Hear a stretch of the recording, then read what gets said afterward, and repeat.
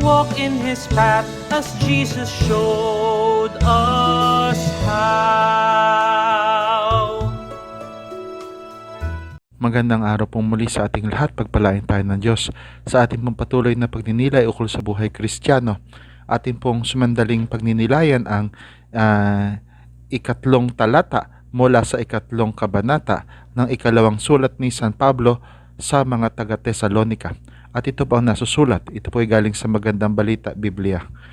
Ngunit tapat ang Panginoon, Siya ang magpapatatag at mag-iingat sa inyo laban sa masama. No? Ang konteksto po nito ay ang mga taga-Tesalonika na mga baguhan pa lamang sa pananampalatayang Kristiyano ay inuusig, no? At sila ay nalilito, naguguluhan, no?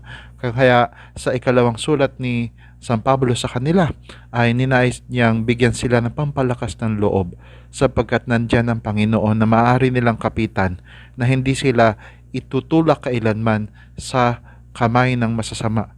Yung masasama po, yun po yung mga bagay na makapaglalayo sa atin sa Panginoon Diyos, no?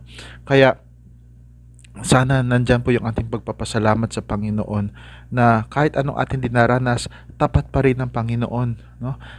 Kinakailangan lang tayong umasa sa Kanya at gumawa ng saganang atin upang tayo tumatag, no?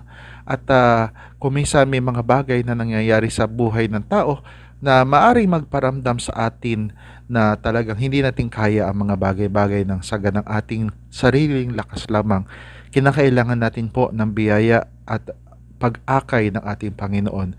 Sana po huwag magkulang sa atin yung pag-akay at yung kamalayan na hindi tayo lamang ang gapi sa kasalanan o sa kasamaan, kundi ang Panginoong Diyos na tayo ay tumulong sa Kanya sa pagpapabanal sa atin. Pagpalain tayo ng Diyos.